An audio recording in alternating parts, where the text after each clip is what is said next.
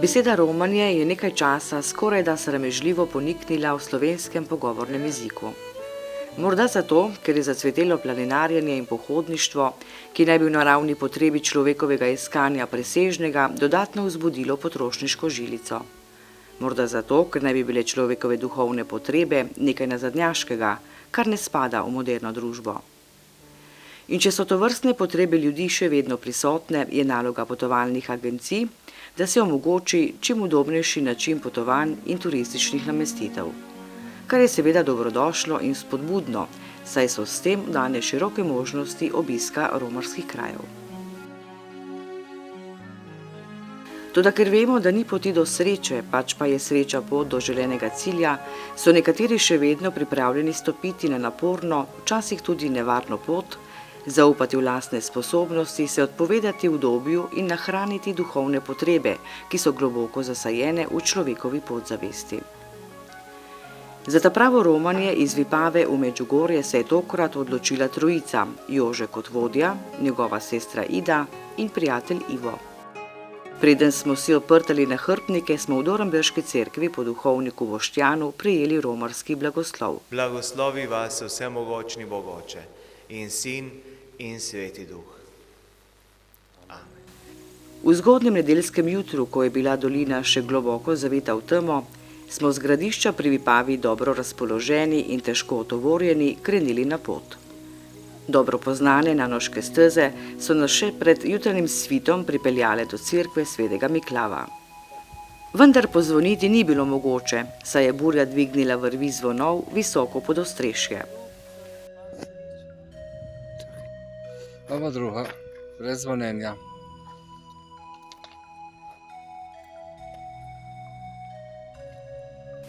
Do križišča s cesto na Nanos smo prispeli, ko se je dolina v jutranji meglici šele prebujala.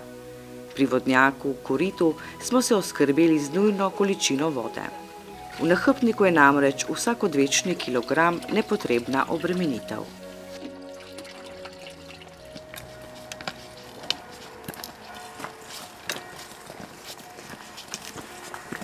Jutranji pozdrav so nam zapeli zvonovi z lozic daleč v dolini, za naravne dekoracije pa je poskrbela kar botra jesen.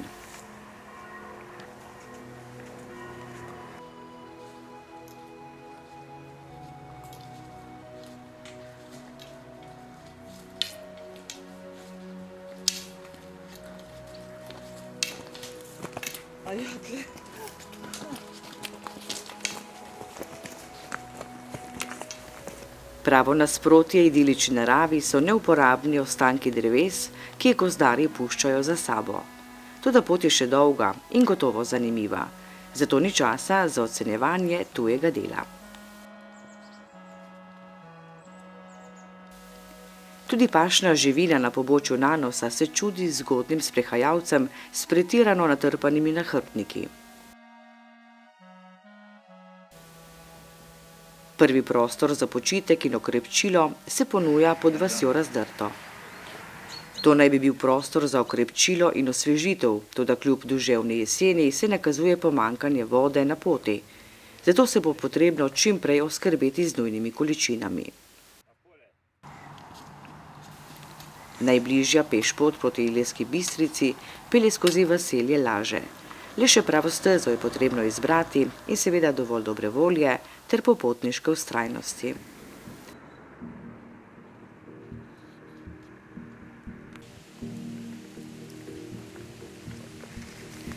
Jesen vsepovsod ponuja slastne zrele sadeže, ki popotnikom še kako vzbudijo tek in dobro razpoloženje. Nehote smo postali koristniki dobrot radodarne narave. Pot s Primorske preko naselja Narin na Notranjsko je v preteklosti veljala za pomembno prometno povezavo. To priča lepo speljana utrjena cesta s trdno obzidanimi brežinami in useki v živo skalo.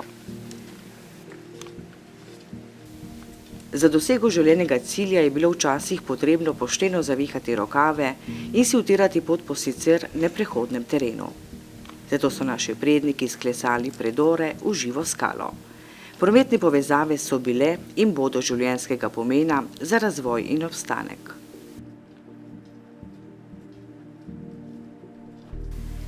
Globoko izpod ogromne skalnate stene se sliši šumenje vode.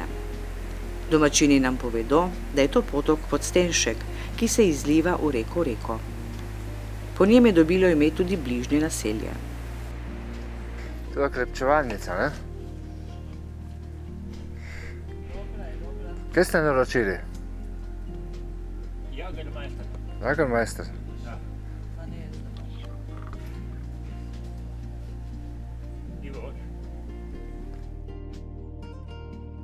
Končno se oddaleč prikaže Ilirska Bistrica, cilj današnjega dne. Nedeljsko svetomašo smo pozno popoldan obhajali v župnijski cerkvi svetega Petra v Ilirski Bistrici. Tam so nam šolske sestre tudi ponudile toplo večerjo in primerno prenočitev. Lepo se je prilegla, saj nihče ni vedel, kje bo naslednji topli obrok in nočni počitek.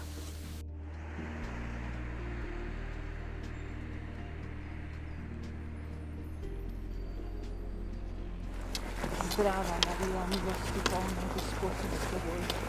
Blagoslovljena si med ženami in blagoslovljen je sad tvojega. Tudi dnevne molitve nismo zanemarjali. Ker pa reportažna kamera zahteva precej časa in mirno roko, smo se med potjo pretežno zadovoljili z uporabo fotoaparata na mobilnem telefonu.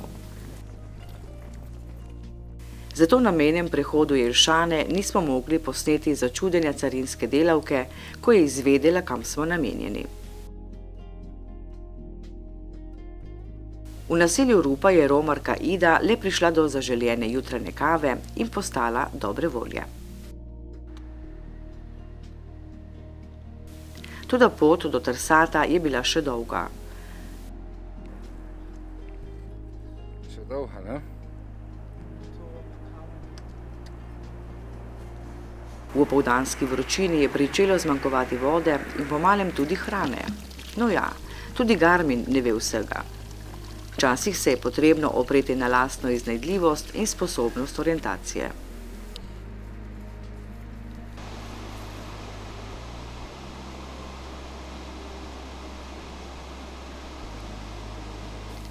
Končno smo dosegli dno doline reke Rječine in se skozi ostanke nekoč mogočnega mlina približali cilju drugega dne. Silovita moč deroče vode je nekoč poganjala mlinska kolesa velikega prehrambenega obrata, danes pa skozi razvaline mogočnih stavb vodi dobro markirana planinska pot. Po izhodu iz Soteske nas je čakal še strmi vzpon čez pobočje Trsata. Še pred obiskom svetišča je bilo potrebno poskrbeti za nujno potrebne zaloge hrane, saj nihče ni vedel, kje bo naslednja priložnost nakupa.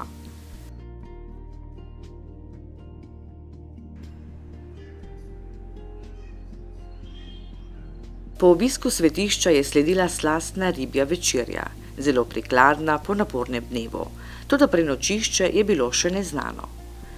Dobro nahranjeni smo vzeli pot pod noge in v bližini kralja Škrljevo v trdni temi postavili šotor za nočni počitek. Utrujeni od celodnevnega napora smo se zazibali v trden spanec. Tretji dan potovanja smo lahko oddaleč opazovali severno hrvaško obalo in bližnje otoke. Počitniški vrvež je v tem času že mimo, toda razgledi so čudoviti in mamljivi.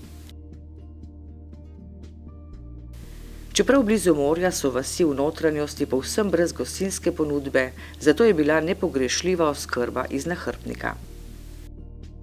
Pri kraju Drvenik smo se razveselili tekoče vode iz vaškega korita. Z veseljem smo si privoščili osvežitev in opravili prvo pranje prepotenega perila.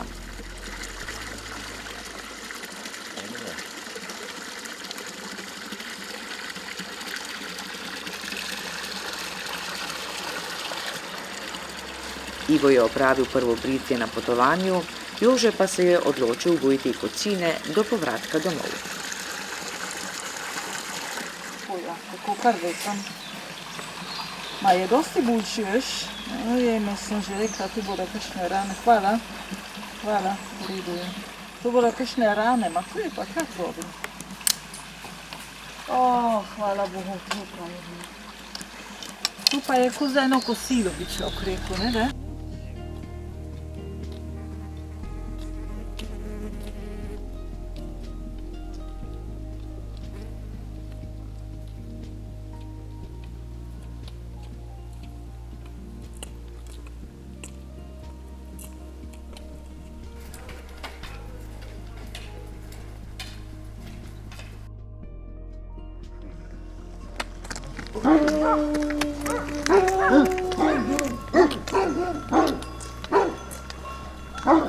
Pozno zvečer smo prispeli v vas Ledenice, kjer se cesta konča in je treba poiskati nemarkirano stezo, saj prenočišča v vasi ni bilo mogoče najeti.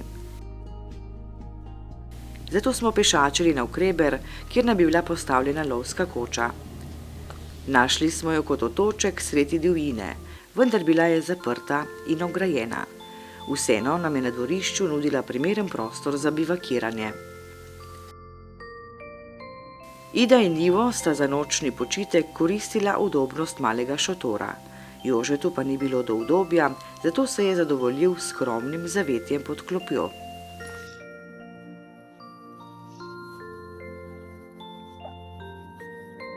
Za trden sen je poskrbela kar celodnevna utrujenost.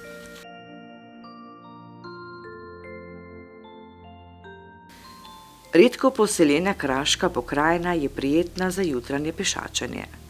Vendar težko srečaš domačina, da bi z njim kaj pokramljal. Čeprav smo še vedno v bližini morja, so vasi prazne in zapuščene. Večina prebivalcev je šla v širni svet s trebuhom za kruhom. Z veliko srečo je le mogoče srečati prijaznega samotarja, ki mimoidočemu z veseljem ponudi kapljico okrepčila.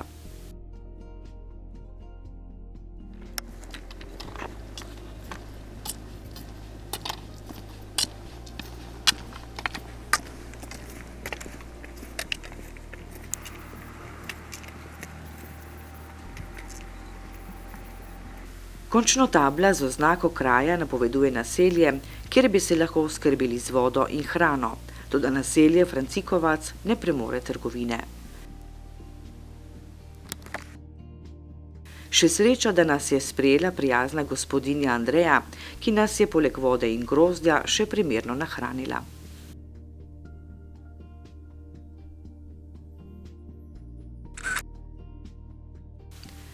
Odšli smo v smeri Vratnika, kar pomeni vrata v Liko.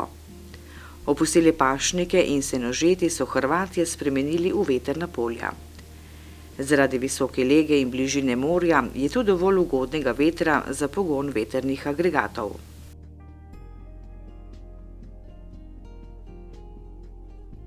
Pot proti Vratniku po pusti pokrajini je bila le nekoliko lepša. Kosilo smo načrtovali v gostišču pod prelazom Vratnik. Tudi to pričakovanje ni bilo uslišano, saj je bilo gostišče zaradi dopusta zaprto.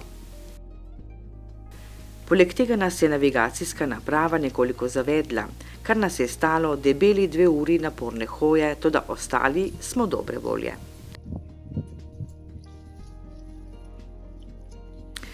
Vsaka stvar se zgodi z določenim namenom in v vsakem namenu je nekaj dobrega. Zato smo pot nadaljevali do Kompolja, kjer smo našli primeren prostor za bivakiranje. Večerni poizkus, da bi vsi trije prespali v enem šotoru, je bil kompromisna rešitev. Za nočitev smo izbrali prostor ob zapuščeni hiši v kraju Kompolje. Spanje sicer ni bilo ugodno, toda natrpani v majhen prostor smo lepo ohranili telesno temperaturo. Jutra so v tem času zelo vlažna in mrzla. Pretesen mali šotor smo prospravili še pred jutrom in v temi odkorakali v smeri Otočac. Mesto je še počivalo v jutranji spokojnosti. Vlažno vreme, jutranji hlad in dolga pot pred nami, dovolj razlogov, da se v mestu nismo mudili. Prečkali smo reko Gacko, kjer v ledeno mrzli vodi, rade in labodi nabirajo dnevni obrok hrane. Še posebno se veselijo mimoidočega, ki odpre popotno torbo in v vodo odvrže nekaj drobtinic, delček svoje malice. Malo tekoče vode bi tudi nam prav prišlo, da se osvežimo in za silo operemo spodnje perilo, toda rečno korito ni ponujalo primernega dostopa.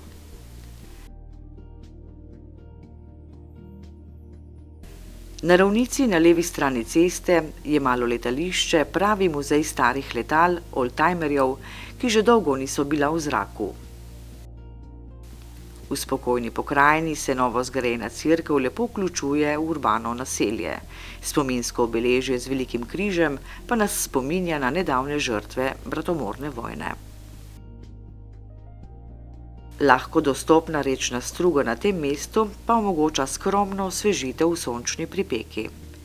Kraje pod Velebitom namreč zaznamuje celinsko podnebje, kjer so dnevne temperature visoke, noči mrzle in vlažne, pozimi pa obilica snega. Zemlja je tu rodovitna in neobrani slastni pozni jesenski sadeži se odlično priležejo popotnikom, ki se hranijo pretežno iz svojega nahrbtnika. Za nami je lički Osik, zadnji up, da prenočimo na toplem. Zato v kraju Budak postavimo šotore sredi nasada sliv. Tudi pasji lajež, ki se razlega pozno v noč, ne moti spanca utrujenih popotnikov. Po dvodnevnem pešačenju skozi Liško ravan je bilo potrebno zagristi v breg. Poslovimo se od rovitnih poljan in prijaznih vasi. Še kratek pogled na deželo pod nami in že se znajdemo v povsem drugačnem okolju. V kraju Ličko Lešče je zadnja postaja železnice, ki Liko povezuje z notranjostjo Hrvaške. Strma pobočja in sončna pripeka običajno vplivajo tudi na otovorjene popotnike, zato so postanki pogostejši in začinjeni s kančki slabe volje, češ, kaj nam je tega treba. V kraju Varoš končno najdemo primeren lokal za izdatno pozno kosilo. Tudi višje ležeči kraji niso brez vode, saj jih obdaja dovolj visoko hribovje, kjer so padavine pogostejše. Nepropustna tla pa omogočajo, da se voda zbira v naravnih jezerih. Mesto Gospić je največji kraj v Liki. Ima okoli 50 000 prebivalcev. V Gospiću je bil rojen vrhunski znanstvenik Nikola Tesla, čigar izumi so korenito spremenili življenje po vsem svetu. Tudi danes ostaja Gospić otrokom prijazno mesto. Na poti srečamo angleškega popotnika, ki s kolesom potuje v Atene. Tudi on preživlja podobne težave kot mi, le bistveno hitrejši je od nas. Pokrajina postaja vse bolj pusta in razdejana. Povsod so vidni znaki okrutne osamosvojitvene vojne, kar so Hrvatije drago plačali. Na neenak boj in svojevrstno iznajdljivost nas opominja doma izdelano oklepno vozilo za prevoz vojakov, imenovano Krešimir. Vse več je razvalin podirajočih se stavb, ki pričajo o živahnem življu pred vojno. Danes so to le neme priče človeške norije. Na poti se zgodi tudi marsikatera neprijetnost. Ivu se je strgala naramnica prenatrpanega nahrbtnika, kar na nenaseljenem področju lahko predstavlja nepremostljivo oviro, toda vse ob svojem času. Prav tisti trenutek je začuda na asfaltni cesti našel primeren kos nitke nahrbtne kosilnice. Potrebno je bilo še nekaj šiviljskih ali bolje rečeno čevljarskih spretnosti in nahrbtnik je bil nared za nadaljnjo pot. Se je huzen, trhala se je ta naramnica. Zdaj smo jo nekako krotili, s tem, da smo nitko prepletli in zdaj bomo še se s to špahco zavezali, tako da bo tako, kot Bog kaže. Ekola, šik, šik, šik, z druge strani isto. Zdaj še malo toplotna obdelava.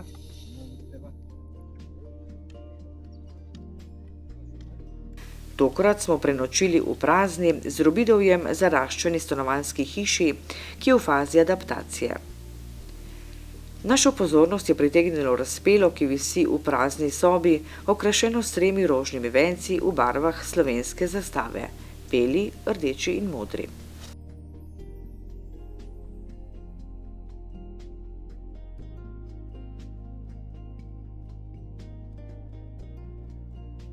Nadaljevanje poti proti Kninu je možno samo po glavni precej prometni hitri cesti, kar je za pešce zelo neugodno. Obnovljen zvonik na stari prazni cerkvi nas spominja na vojne dogodke, kjer je srbska vojska uničevala tudi sakralne objekte. Obnovljena pravoslavna cerkev pa priča, da je tu ostal še del srbskega prebivalstva, ki lepo skrbi za ohranitev svojih vrednot in identitete. Večina srbskega prebivalstva se je namreč po vojni izselila. V neposredni bližini sta tudi 2 ločeni pokopališči, za vsako versko skupnost svoje. Med vzponom se prileže kratek opoldanski počitek v bližini železniške postaje Malovan, kjer smo zaman iskali vodo. Sonce je bilo že visoko, zato smo nadaljevali pot proti Kninu. Tja bomo prišli predvidoma naslednji dan. Prosto sobotno popoldne so izkoristili tudi številni motoristi in preizkušali sposobnost svojih jekelnih konjičkov. Pokrajina je pusta in slabo poseljena. Pričel se je spust v dolino reke Krke. Zadovoljiti smo se morali z obstoječimi zalogami hrane in pijače ter poiskati primeren prostor za prenočitev.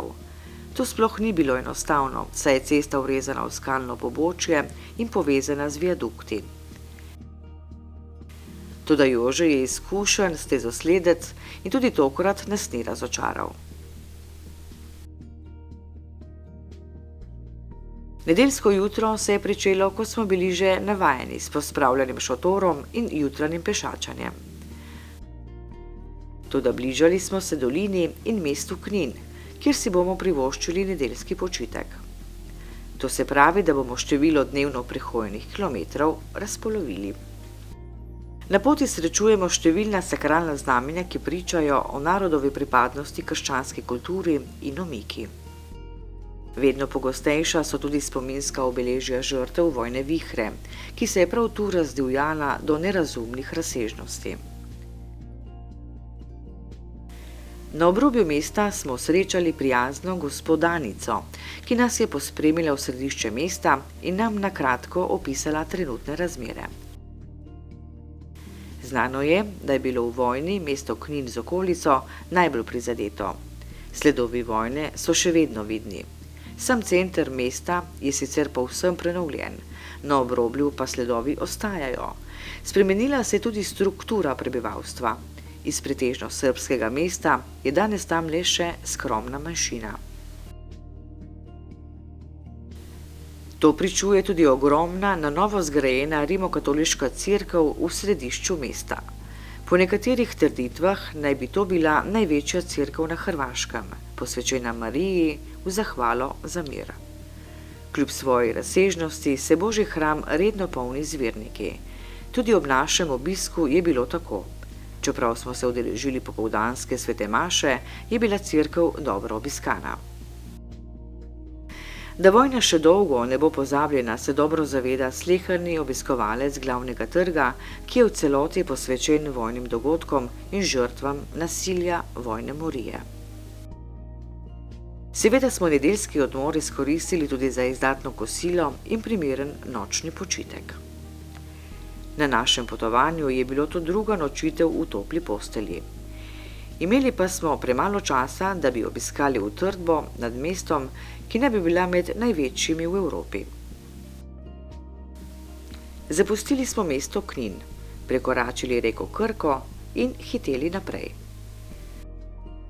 V okolici mesta so bili pridelki že večinoma pospravljeni, našli pa smo tudi preobložene trte, ki so se šibile pod težo zrelega namiznega grozdja. Ostareli gospodar nam je velikodušno dovolil, da se ga do sitega najemo. Pešačili smo po slabo poseljenem srbskem predelu in prišli do kraja Markovac, kjer se naša smer odcepi od prometnice in krene na stranske steze. Prijaznim domačinom sicer ni bilo jasno, kam rinemo, in hoteli so nas preusmeriti na lažjo in daljšo pot, toda imeli smo jasen cilj. Međugorje ideš? Da. Ideš pješke? Majko Boga, sve je toga. A zašto ideš na Sinj? Negde. Branko, pokaži da mi majke ti. Čekaj da nađemo, gdje ona je. Čekaj. Pot je bila vse prej kot lahka. Na stezi bi prav lahko naleteli na strupene kače, vendar smo bili obvarovani te nadloge. Nismo pa bili obvarovani skalnate neobljudene dežele in vročega jesenskega sonca. Sredi Niča živijo ljudje. Od česa živijo, nam ni jasno. Visoko na planoti je sicer nekaj samotnih hiš in pašne živine, človeka pa nismo srečali.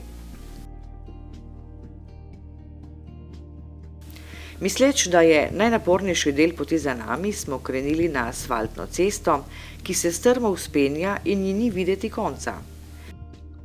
Tudi naše zaloge vode so že pohajale, mi pa smo se še kar naprej vzpenjali. Ida je že skoraj povsem obupala pod težo nahrbtnika. Za nekaj trenutkov ji je Jože nudil bratsko pomoč in stvari so se uredile. Pozno popoldan smo se razveselili krajevnih tabel, toda razen razmetanih hiš nismo našli ničesar. Šele proti večeru nas je priletni domačin oskrbel z vodo in nam nakazal smer poti. Pešačili smo skozi povsem razseljene in delno porušene vasi.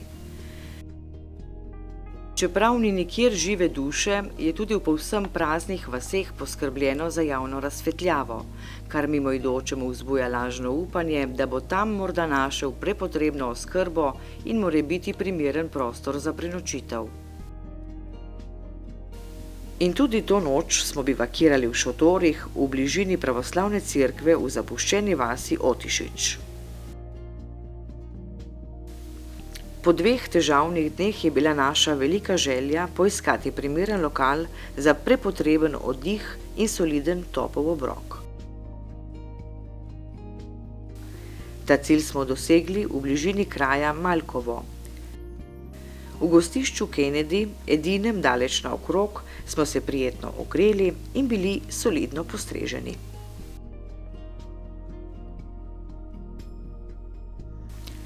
Nadaljevanje poti proti Sinju je neprimerno lažje.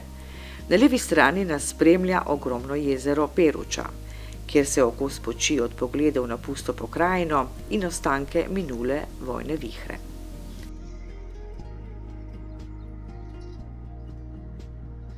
Naselja so prijaznega videza. Obogatena s kapelicami in spomeniki, gradijo ali obnavljajo se cerkveni objekti. Tudi preskrba s prehrambenimi izdelki je zadovoljiva, kar smo prejšnje dni po prehojeni poti pogosto pogrešali. Na vhodu v mesto Sinj ni mogoče spregledati napisa, ki spominja na krvave dogodke osamosvojitvene vojne. Žal odraža tudi sovraštvo, ki je bilo zasajeno med vojno morijo. Mesto je prijetno, tipično mediteransko s prehajalnim korzom in številnimi lokali. Ob našem obisku glavne cerkve se je odvijalo pogrebno bogoslužje. Z našo prisotnostjo nismo hoteli motiti obreda, zato smo se odpovedali ogledu. In tudi ta večer nam je bil v bližnjem naselju Trilj naklonjen sladek spanec v čisti postelji. Kmalu po odhodu iz mesta nas je policija že drugič legitimirala. V zgodnjih jutranjih urah verjetno ni običajno srečevati otovorjene pohodnike. Zanimali so jih dokumenti in bili so zelo prijazni. Kratek počitek in oskrbo z vodo smo si privoščili v kraju Brione, ob spomeniku padlega vojaka. Tam nas je opazila prijazna gospa Ljubica in povabila pred svojo hišo. Med klepetom nas je pogostila s kavo in sladkim prigrizkom. Oznake ob cesti nam povedo, da smo na Jakobovi poti s ciljem v Imotskem. Pot nas pelje mimo cerkva, posvečenih svetemu Jakobu, ki pa so vse po vrsti zaprte. Spotoma se pomudimo tudi pred cerkvijo pri kipu blaženega škofa Alojzija Stepinca. Na poti, ki je nekoč vodila v Solun, so velika arheološka odkritja iz rimskih časov, kar priča o davni poseljenosti teh krajev. Tu je potekala pomembna rimska prometnica. Pokopališče z velikim številom mogočnih nagrobnikov z izklesanimi figurami in znamenji sodi v pozni srednji vek od 14. do 16. stoletja.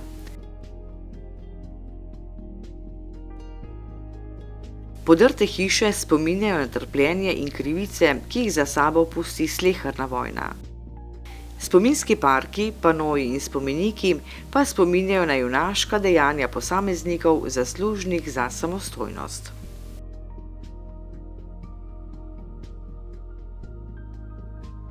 Med iskanjem primernega prenočišča smo prispeli do Krivodola in kot običajno ostali praznih rok. Ponovno smo se morali utaboriti, tokrat na verandi lovskega doma.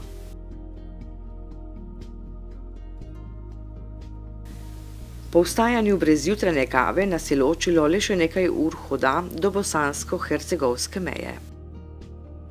Na poti ni manjkalo jesenskih darov narave.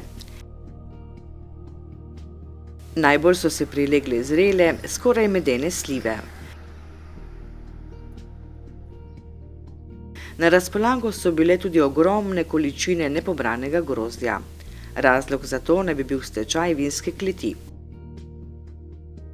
Letos ni bilo odkupa grozdja, zato si je lahko vsakdo nabral grozdje za svoje potrebe. Za nami so bile še zadnje hrvaške vasi, seveda okrašene s hrvaškimi zastavami: Kamen Most, Zmijavci in Runiči. Na tem mestu smo prečkali državno mejo. Mejni prehod je daleč stran, toda ubirali smo najbližje steze, pa čeprav v nasprotju s pravili. Kakšno je to zdaj? Ja, poznate hato, ma dobro je. Čez slabe pol ure hoda smo srečali prve domačine Hercegovce. Sprejela nas je zelo prijazna družina v vasici Plako. Navdušeni so bili nad našim podvigom in veseli, da so nas lahko pogostili.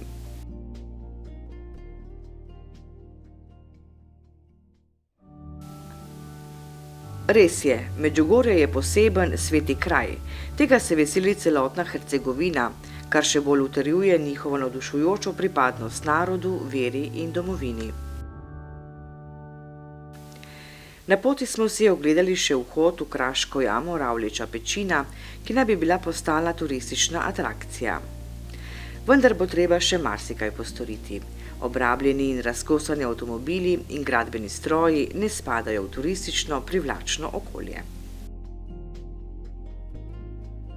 Toplo in sušno podnebje prija neštetim smokvinim drevesom, ki v jesenskem času bogato obrodijo. Sladki sadeži so se odlično prilegli in nasitili od poti izmučene romarje. S tem nismo prav nič oškodovali pridelovalcev. Drevesa so bila že obrana in slastni sadeži so se sušili na jesenskem soncu. Prišli smo do vasi Tihalina. Ta kraj je na poseben način povezan z Medžugorjem. V župnijski cerkvi je postavljen zelo lep Marijin kip. Ko je Marija prvikrat obiskala otroke na hribu Crnica nad drevno vasico, so bili vsi prevzeti in navdušeni nad njeno lepoto. Toda v otroški govorici je niso znali opisati. Ljudje so jim verjeli in jim kazali različne podobe. Ko so videli Marijino podobo iz Tihaline, so v en glas rekli: "To je ona nam je dala sporočilo." To pomeni, da je nebeška mati že davno pred prikazovanji pripravljala svoje poslanstvo. Od našega cilja nas je ločila še zadnja nočitev na obrobju vasi Klobuk. Tudi tokrat je bil šotor naš gostitelj in od tu naprej še dobrih 6 ur pešačenja.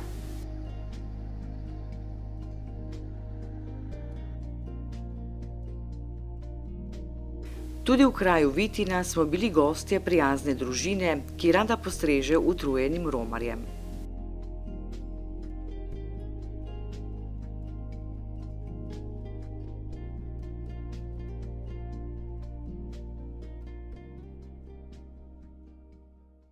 V Medžugorje pridemo v lepem sončnem vremenu.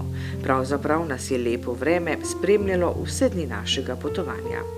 Kot bi nekdo bdel nad nami in nas obvaroval težav, ki jih vreme lahko povzroča na taki poti.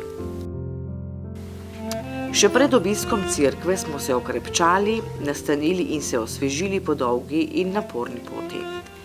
Bili smo na cilju, v središču dogajanja, ki slehernega romarja prevzame. V kraju, kjer se piše zgodovina, kjer strta srca najdejo mir in tolažbo, kjer se preprosto začuti Božja bližina v objemu dobrohotne ljubezni, miru in ponižnosti.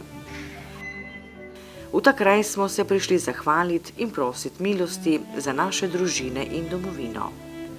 Prošnje in molitve so prav danes še kako potrebne. Bile so potrebne nekoč in potrebne bodo v prihodnje. Toda danes sem jaz na vrsti. Danes lahko jaz naredim nekaj dobrega, danes lahko jaz spreminjam svet. In svet bom spreminjal, ko bom postal majhen, nepomemben, ko bom šel vase in spoznal svoje slabosti in nepopolnosti. Skratka, ko bom dovolil, da me objame Božja dobrohotnost. Tega se zavedajo množice romarjev, ki obiščejo sveti kraj čaščenja in molitve. Množice, ki v dolgih vrstah čakajo na pogovor s stvarnikom prek spovednika, Božjega maziljenca, in ko se v nepregledni množici zlijejo v hvalnico evharistične daritve. Po spremljanju večernega bogoslužja in zaužiti Božji hrani smo se odpravili k počitku, saj je bil pred nami še en naporen, vendar duhovno bogat dan.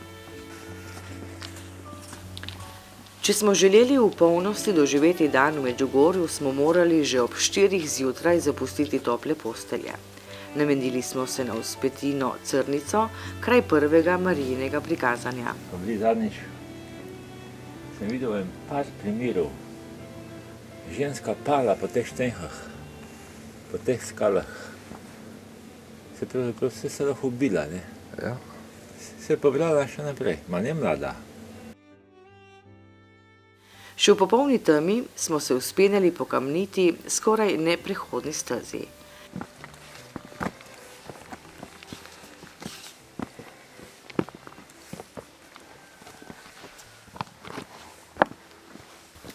Nikakor nismo bili edini. Gruče romarjev od vsepovsod in ob vseh urah hitijo na ta kraj, da bi lahko med pesmijo in molitvijo pričakali nov dan.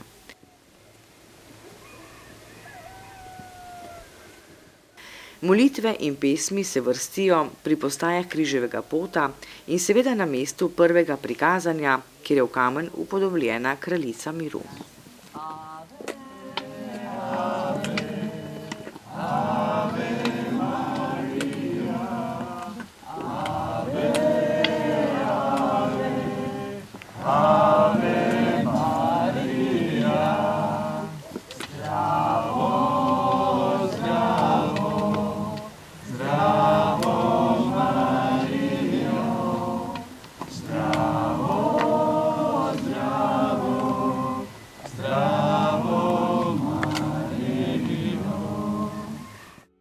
Отче наш, що єси на небесах, нехай святиться ім'я Твоє, нехай прийде царство Твоє, nehaj bude volja Tvoja. Bogato doživetje je na milostnem kraju pričakati rojevanje novega dne, ko misli zaokrožijo skozi življenjske preizkušnje in se ustnice nemo premikajo v mislih, molitvah, hvalnicah in prošnjah ganjenih romarjev. Tam smo vsak s svojimi mislimi ostali, dokler se ni zdanilo, in prisluhnili tišini, slavospevu, ko se duša zlije s harmonijo nebeškega zbora.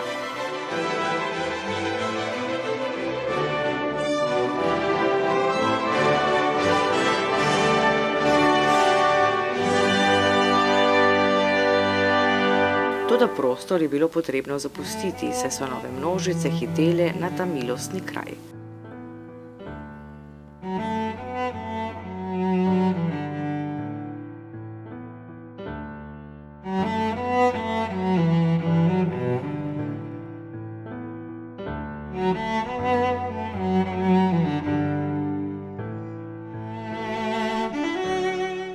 Vrnili smo se še pravočasno za obisk slovenske svete maše, ki se je brala v kapeli mogočnega svetišča.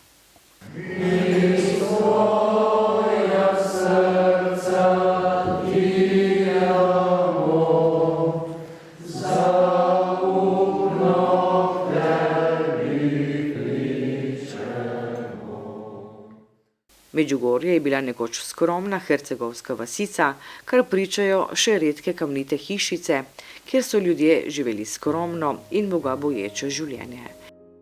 Nikoli ne bomo izvedeli, koliko molitev se je iz revščine dvigalo v nebo, preden je na kamnito goro stopila noga nebeške gospe. Omeniti moram tudi obisk osrednjega svetišča cerkve svetega Jakoba, zavetnika Romarjev, ki iz glavnega oltarja nagovarja vernike. Največjo pozornost pa vzbuja Marijin kip v desni stranski ladji. Pri njem se sleherni Romar ustavi in v tišini izreče Mariji pozdrav, kratko molitev ali priprošnjo. Tudi pred cerkvijo je upodobljena medjugorska gospa. Tam je vsakodnevno posnetih na tisoče fotografij. Romarji pa svoje prošnje oddajajo tudi na fotografijah ljubljenih oseb, s polaganjem cvetja ali napisanih prošnjah verujoč, da nebeška mati vse to sprejema in prenaša pred Božji prestol. Osrednji bogoslužni prostor se poleg prostrane cerkve širi tudi na zunanjo prostorsko ureditev. Omeniti velja spovedni prostor ali prostor olajšanja, kjer nešteti romarji različnih narodnosti in jezikov polagajo svoje grehe in slabosti v Božja ušesa, posredno prek posvečenih spovednikov. Za cerkvijo se razprostira osrednji zunanji bogoslužni prostor, ki lahko sprejme 50 000 romarjev. Na tem prostoru potekajo celodnevna bogoslužja, kot so sakralna glasba, prošnje, molitve in evharistične daritve. Starovima primi oče, naša srca neba stvoreče, primi naš dar,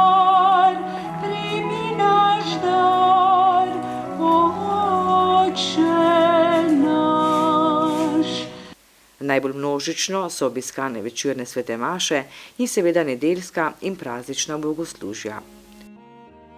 Težko je prešteti nepojmljivo številne množice, ki se od vsepovsod stekajo v milostni objem nebeške gospe.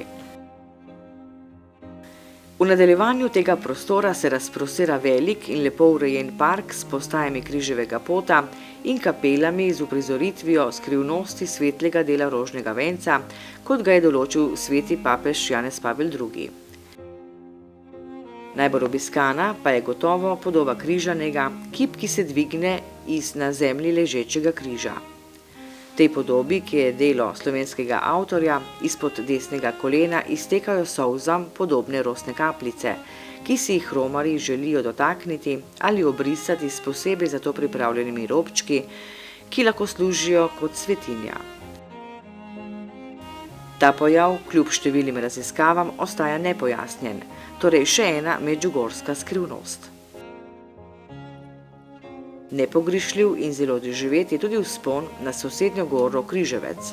Velike raznolike množice različnih starosti in narodnosti, nekateri tudi bosonogi, se vsakodnevno med molitvijo križevega pota vzpenjajo po težko prehodni kamniti poti nekam tja visoko, tja pod križ.